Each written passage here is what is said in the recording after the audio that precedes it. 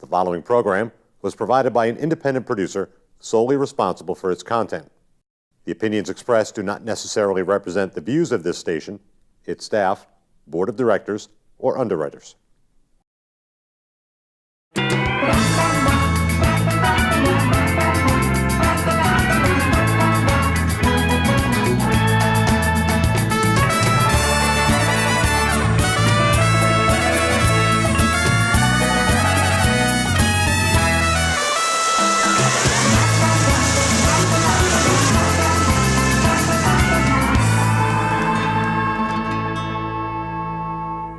Good day, everybody. CamiBaker.com here with the Happiness Jungle. I'm the queen of the jungle today, and I've got two solid kings of the jungle today with me. A couple of good friends of mine, Tom Maloney, whom I met, gosh, a couple of years ago in the Boston marketplace, one of the best connectors I've ever known.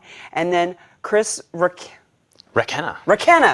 I'm going to get it. Chris Requena. Chris actually runs a group that is 20,000 strong in the area, and we've had the privilege of meeting one another and deciding to do some collaborating in the last couple of months via Tom. So I'm just going to introduce you to these two gentlemen and let them take it from here. I'm going to start with you, Tom, because you and I met a couple of years ago, and you've seen me speak a few times. I've seen you speak a few times, and you are definitely the connecting king. Talk about that a little bit. What in the world got you into being such a networker and such a connector?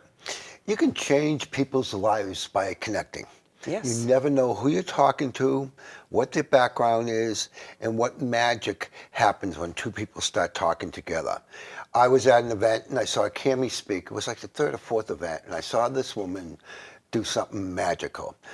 Everything unraveled that night by the person who was actually hosting her, and she came out and she dealt with all the problems, the space not being available. It was a bar, so that we had to work on it downstairs. And she presented. She made it real short and sweet, but she showed so much class to be able to handle that situation. At that point, I wrote her a little acknowledgement that night, and at that point I said, that's a woman I want to associate with and connect with. Connecting, you never know who you're talking to, who knows who, how things work out, that people can empower other people's lives. Last night, actually I connected, I think, like 3 or 4 people to you. And it just, you never know where the magic's going to come from or who's looking for something. You did. I kept saying somebody needs to give you $50 for every introduction. We just need to be giving you money every time you do that. And speaking of that, how did you guys meet? Actually, met at this meetup called Revolve Nation. And I'll turn it over to Chris. Yeah, well, almost 8 years ago, probably, I started attending a lot of events when I wanted to get into entrepreneurship. But my background is in software development, and I've always been passionate about innovation. So that led me to organizing Boston New Technology and monthly events to showcase local startups. And we usually have 7, 8 startups presenting every month, and it's free for them to come and present in front of about 200 people. And we also connect them with the community. We have a lot of partners that provide us support, and we help startups connect with these partners and often, get some free services or advice at least, or meetings and other support that, helps them launch and grow. So that's what Boston New Technology is really about, helping companies launch and grow, and even the bigger companies, because, they learn from a lot of the work the startups are doing, and sometimes they buy these startups. So, they're all interested in joining our community and networking and getting connected. Well, I know I went to an event you guys had last night, and it was just fascinating. The guy that was speaking was just on fire. Had a company at 6 years at 40 million, and now creating another company, and now he's projecting in 6 years 90 million or something, because now he's gone through all of his mess ups. He screwed it up at 40 million, so now he's going to do it right to 90 million. That was really amazing. So what do you attribute your success? Because there's so many groups in Boston, in any city, everywhere. There's just group. And there's so many that fail and that struggle. What do you attribute having such a huge following and having so many supporters and sponsors? I mean, it's impressive. Well, thank you very much. I mean, part of it is that, we got started early along with a couple other great groups. Innovation Nights was there before us, also WebInno, which is now Boston Innovators Group. So we got a lot of inspiration from them. And we just put together a program that we just continuously honed every month. You know, we always seek feedback, but basically incorporating networking over dinner and usually drinks, and then a program with all the startups presenting their technologies. And meanwhile, they're also exhibiting before and after the program, so they get plenty of chances to give one-on-one demos and talk with people individually. And that format has just worked very well, and we've gotten support from partners every month to keep that up now. We're actually working right now on our 89th Startup Showcase next month. Wow. So that's an exciting accomplishment to have run so many events. And I think that it's probably because we just provide a consistent experience. Every time people come, they kind of know what to expect. They know that we offer a great experience for them. So, they keep coming back and they tell other people, and, it keeps growing. So. Yes, they do. They certainly do. Now, you guys met several years ago, so you formed a bit of a partnership here. Talk to us a little bit about what that looks like. Now, we definitely got the handshake king and the face-to-face interaction, and then we've got the online presence and all that. Talk about a little bit about your partnership here. Well, I just think it's a great program that Chris has put together. 24,000 plus people. And Chris puts out a newsletter every week with all sorts of events listed as a calendar, which is really helpful. And I talk to a lot of people. As you say, I talk to a lot of people. So I support this in unique ways when I'm out connecting people and telling them to come, because it's such a powerful group. In some weeks, the growth that's happening, you told me a couple of weeks ago that sometimes it's 100 people, new people coming in to this event. We're in Boston. We're in the Boston area. This is part of the Boston area where we are the epicenter of growth in the world. Look at any of the big magazines and everything else. The number one city in the world for growth is Boston. We're there. But there's so many people out there that don't know how to operate in Boston, and it's not operate, but how to connect and how to network and what events to go to. I went to an event and I'm on Access TV, I can say the word. Name of the event is Fucked Up Nights. And so I went to this event, and this is about a month ago. So I was there, and one of my things I teach when I'm talking networking is make sure that you look around the room and look for the person that looks like they're totally outside their comfort zone. So I kept noticing this woman wasn't talking to anybody, and she was kind of alone standing there, even though there were 200 people at this event. Finally, I went over to her, I said, "Hi, what brings you here?" Introduced myself, and she says, "Well, I just moved from Norway 2 days ago." And I said, "What made you come here?" She said, "Because over in Norway, this is a huge meetup, and I always felt safe at this event. That's why coming here new to Boston," and she was here, she was here to take and develop her dissertation for her doctorate in helping women entrepreneurs find financing for their businesses. That's why she was here. So she was out networking. She's at Babson. But that's what networking will do, is that you never know who you're meeting, who's doing what, who's going where. And Boston is that keynote thing here. Chris and myself, Chris gets invited to a lot of networking events, okay? And day-long seminars. Some of them, cost up to $900. But they want Chris there because he just brings that magic of Boston around the new technology. My thing around Boston is getting known as a connector and teaching networking, and developed a whole program about teaching networking. As a matter of fact, tomorrow night, April, tomorrow night. Oh, right. Cami and myself are speaking together and doing a 10-point program about how to build your business. And part of that is about networking and how important networking is. Top 10 business networking strategies to 10x your business in the Boston marketplace. Yeah. And actually, somebody called me a couple of weeks ago and they said, "Well, give me a statement that you would say about business." And I said, 2 points. Number one, you need to have a story that you're passionate about from your heart. And you need to recite that real quick. And the other thing is, you need to know how to network. Because if you don't know how to connect people, you're not going to grow. I was just listening to Jim Rohn on a podcast when I was working out the other day. And you can appreciate this because we're going to be talking about it. It's one of our points. We're only going to give away one. but it's one of our points we'll be talking about tomorrow night. He says, of all the things that you can do, he says, the first thing you need to do is learn to give a good handshake. Give a good handshake to people. And just yesterday when I was speaking, I said, stop doing this. Just stop it. Stop doing that. Nobody likes that. So one of the things we're going to talk about is a good handshake at the event that we do tomorrow night. So it is. It's the very basic, simple things. And so you've got this big group. We're talking about networking. You're a networking coach and expert and speaker, NLP trainer, etc. Chris, talk to us a little bit about your business. Like, what is it? How do you monetize? What's your business all about? Well, I don't really run Boston New Technology to necessarily monetize. You know, it's a not-for-profit kind of operation, so it's a way for me to engage the community, to give back, and if people are interested in talking about app and software development, then that's what I'm asking you about. That's something that I can definitely help with. And of course, a lot of our startups do need help with technology. Some of them just need help with websites or marketing or any number of things. But again, like I said, we try to connect them with our partners or people that we're in contact with who can help them. Well, I'm giving you permission right now to talk a little bit about your business, because you just look like you know about the web stuff and the software stuff and the app stuff. So who is a perfect client for you? I mean, I get startups, but give me an example of somebody that you've worked with. You don't have to share names unless you want to. Well, I can at least talk generally.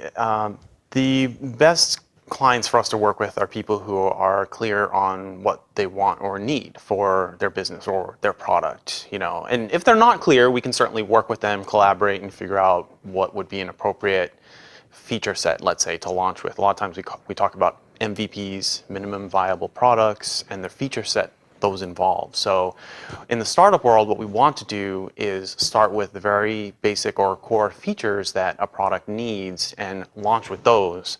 So typically we can do that within a couple of months, and then we can keep building from there. But at the same time, we're getting feedback from all the customers or clients, users that are using it, and using that information to kind of direct our forward direction. So that's kind of our process, to collaborate with clients, obviously, but also their users, get feedback, keep iterating, be agile, and that's a kind of standard mode of operation for software development these days. Well, I can see why Boston New Technology is definitely a great venue for that, because you've got all the tech people, and like you were just saying, Tom, I mean, Boston is #1 city up in, I mean, that's where all the movers and shakers are in the technology. It's amazing to me, in Cambridge and, with all the colleges there, just the brilliant kids that you run into. Right. Yeah. It's like, and in Boston, the expansion that's going on, the event you were at last week at Wayfair in Boston. There's a company in Boston. They're in the prime real estate in Copley Square, but they're taking over that whole building. They're adding 4,000 people in that space in downtown Boston, the most expensive real estate building probably in Boston, and adding 4,000 people. I mean, it's not just IT, or it's not just computer work, or it's biotech also. It's Wayfair, which is furniture. It's all sorts of things that are magical that can happen in Boston. I know I've gone to a conference down in Copley Square where Salesforce is doing a big convention every year. Huge, very impressive, the speakers that they bring. There's a lot of great stuff going on in Boston. Talk to us a little bit about some of the programs that you've got going on, Tom. Well, my background is NLP, which is Neuro-Linguistic Programming. That's the study and the science of how the mind communicates with ourselves and with others. And out of NLP, there are numerous processes you can do. There's about 400 processes you can do to help people change their life. Now, out of that, I've built a few different programs that I do for trainings and in seminars. I'm a certified meditation instructor, and I do a 2-day program teaching meditation, starting off, assuming you don't know nothing about meditation, on up to doing hour-long meditations, and they're all guided meditations. I do different seminars. Some of them are geared more so towards women, some are geared towards business. One of them is a well-formed outcome. You can use both for your personal life and also for your business world. I was talking to a fella from Sweden, back a couple of years ago at a meetup event over at MIT, and it was about building business plans. So we're talking together and everything else, and we start working together, and I said something about NLP, and he dropped his pen and said, "You know NLP?" And when I explained my background, it was like, I never felt like a doctor before, but this guy couldn't say enough great things about it. But he told me he worked for Siemens, or Siemens, depending on which way you pronounce the large company's name. But anyways, he says, we use the well-formed outcome every day in all our projects to help be clear about what we're doing, because we're such a big company, we could have 5 groups doing the same research and not know the other ones are doing. This is a tool for us to stay clear, but also as a personal person. Well-formed outcome, goal setting, and it's meant to take and be in balance for you, not for everybody else. This well-formed outcome is for you. And then I have numerous other programs and seminars that I do that help change people's lives. I do some coaching based on, I'm a certified NLP coach by 3 different groups in NLP. And I one time started calling myself a mentor, but one of the premier people around Boston, Bobby Carlton, we were talking one day and she says, "Tom, you need to stop calling yourself mentor." "Since when?" She said, and I learned the hard way too. She says, "Since when do mentors get paid?" She said, "You need to call yourself a coach." Consultant. Consultant, another even better Consultant's word for great. it, okay? Well, because you're such a great connector, so you also have a little bit of a program, if people qualify, if they are privileged enough to have your time, that you can actually be a little bit of a person that takes them out and introduces them to people. Yes, the new program that I'm introducing is I will spend 2 hours with you one-on-one talking about all the little magical things that happen, like noticing that woman from Norway that was at that event. That's one of the things that I would teach you about networking that you need to know. How do you prepare for networking? What are you looking for? What do you do when you're done? You know, I'll talk about business cards and everything else so you're prepared when you go in there, because you just don't walk in and start networking, okay? Then I will actually go with you 2 to 3 times and personally be your cohort, or somebody call me a wingman or whatever, to actually bring you out and help you, like I did last night. How many people did I introduce? And my introductions are very simple, but I give enough information so both parties know what to talk about, and then give them a few minutes that they can communicate. But I'll actually be one-on-one with you in these events. Yeah. So I'm introducing that. We'll do it at the end, I guess, give all our information and everything else. Yeah, we sure will. But yeah. networking, the colleges around Boston, talking to people.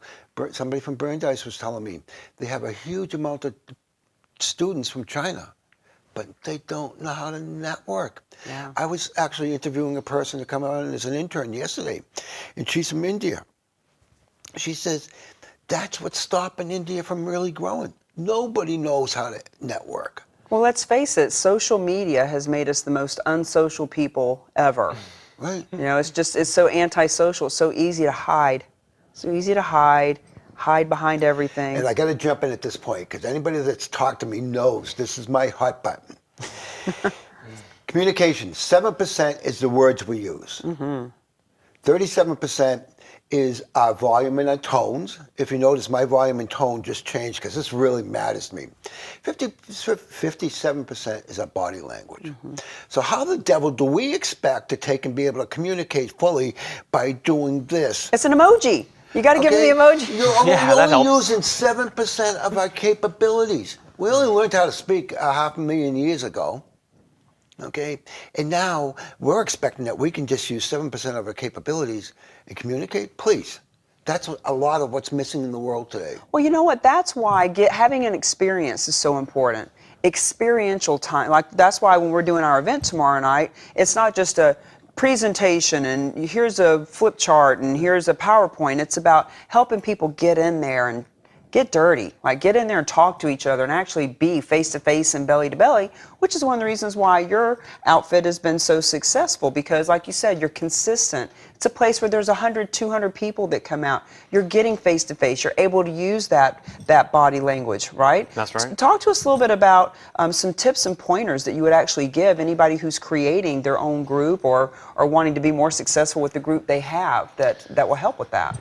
Sure. Well, if you're just starting out, one of the great ways to attract people is to put on free events. So if you have a free event that you can offer people, they're usually willing to share it. So especially community organizations, it's essentially a benefit to their members if you're offering them free education or free networking or other opportunities. And so that was a big part of helping our growth was, sharing these opportunities and events with other organizations. And they help us put the word out. They all have newsletters, they help with social media and that kind of thing. So we have partnerships with a lot of community organizations, and we help them and feature their opportunities or events in our newsletters and communications.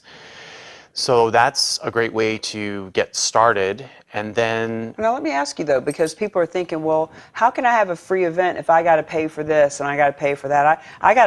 Maybe I'm not trying to monetize, but I don't want to put it all out there either. You have some free events that are at exquisite locations, and the food is phenomenal. You have people that are donating, a space that somebody might pay $1,000 for, or $1,000 worth of food. How are you getting people to sponsor like that?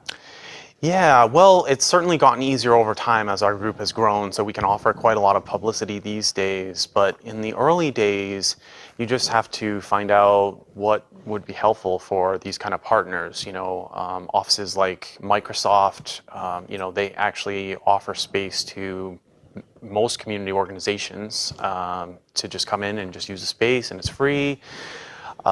So we started out with a lot of our events actually were at Microsoft. We didn't necessarily have food at all of our events, but over time we got more support.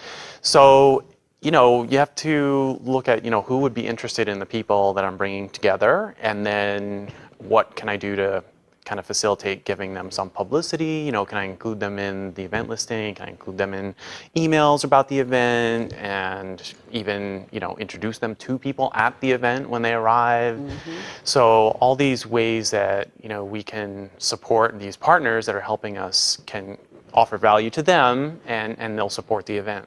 So who are some others, and you can chime in as well, of places that, because Microsoft, you're absolutely right. I've done a couple of events there myself. Are there some others that you can name that people might even know around the country, around the world as they watch this that are?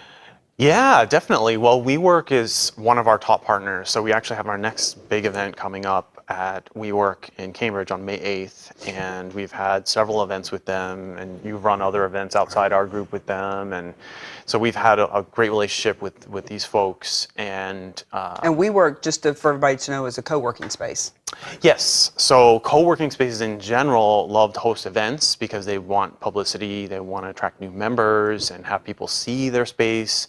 A lot of the spaces, once people see them, they say, oh, this is a really nice community. I might like to work here, but they wouldn't necessarily know that if they didn't come there for an event. So they like to bring a lot of people on site, and usually for members, they will provide free space, and then some of them will provide free space even for people who are not members of the co-working space, because either we can offer some publicity or just offer a great event to the people on site. Typically, the people who are members will get free tickets to the event or guaranteed entry, for the event. So that's a benefit to them. And there are many other co-working spaces out there that can host events, from anywhere from 10 people up to probably 200 or more people. Well, I know just last night, Tom was introducing me to someone from another co-working space. I don't know how many names we want to throw out there, but this person would give free for 3 months membership. See, that's what networking is. That's how you find them, yeah. It was Coalition. Chris has got an actual office there. I met the founder of Coalition at the same event I met Chris at, and he hadn't even built the space out yet. And we ended up going over to his space, and we were there till 1 o'clock in the morning talking. That's networking. Now it's to this point, and I introduced Cami to his new office manager, and I said, you still give him that deal of giving a couple of free months here? And he says, well, yeah, well, and I don't know, you two talked at that point, right. I leave and let the conversation go on its own. But that's networking. You can open doors for other people and it's a give and take. It's a two-way street. So I said, Cami, you want a space in Boston? I'll present the conversation that comes up. I know one of the things I like to do is play the what can I do for you first game. So, in other words, helping people to get those resources. Because like you said, it's a give and take. And so many people are just so wanting to take. Like, when can I tell you my pitch? And when can I get in there what I do? And that's why I wanted to say, no, I want you to tell us what you do. I want you to give us a little taste of that. And the place that we're talking about is actually right in the financial district, right at the line of Chinatown. I mean, it's a great location. You know, so that's what networking and connecting can take and do around Boston. You never know. And I got to tell you one last story, and I know we're running out of time here. I connected with this woman, Shelby Cohen, and Mansfield. Maureen Mansfield. And they invited me to an event at Harvard. Went to the event at Harvard, actually got on the mailing list, started looking at their events they have coming up. And actually they got an event coming up in the middle of April and school vacation, the end of school vacation every year. And it's at the astronomy lab. And you actually can bring any age student over there to look through the telescopes, all sorts of education. They've got telescopes that you can look at this, the TV monitors here that are filming out in the West Coast, all for free. But that got known because of these people. And I bring my 3-year-old granddaughter there. And she remembers when she was 2 last year, every detail about it, because you got to look at the sun and the moon and the telescope. So networking is not just about business, it's about what you can do to bring it into your personal life too. Right. And as you said, Tom, we're almost out of time, so I want to give you both a chance to share with our viewers exactly how they can get a hold of you. Chris? Please join our group. It's free. We're on Meetup. You can go to bostonnewtechnology.com, and you can also subscribe to our newsletter. Again, it comes out every week, has all these great events around Boston and other opportunities for not only startups, but also just regular business people. So it's a professional network, and we welcome you. So, Of course, my name's Tom Maloney. It's climbingthesuccessladder.com. You can contact me there. My website's up there. Announcement for all the events I have coming up. And we'll be announcing in the next week that new program about teaching people how to network and connect with other people. And I love this. You know, I love the fact that even as a networking expert myself, Tom and I work together. We inspire one another. We teach one another.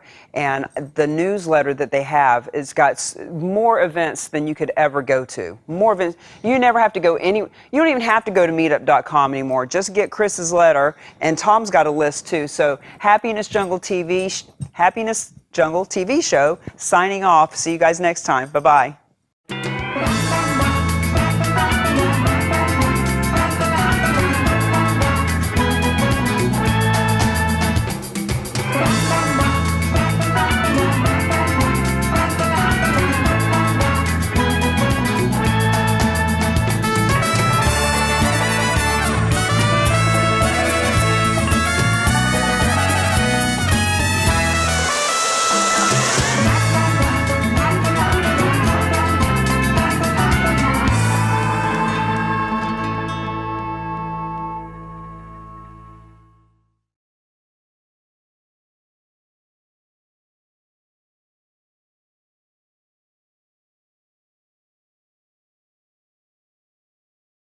The preceding program was provided by an independent producer solely responsible for its content.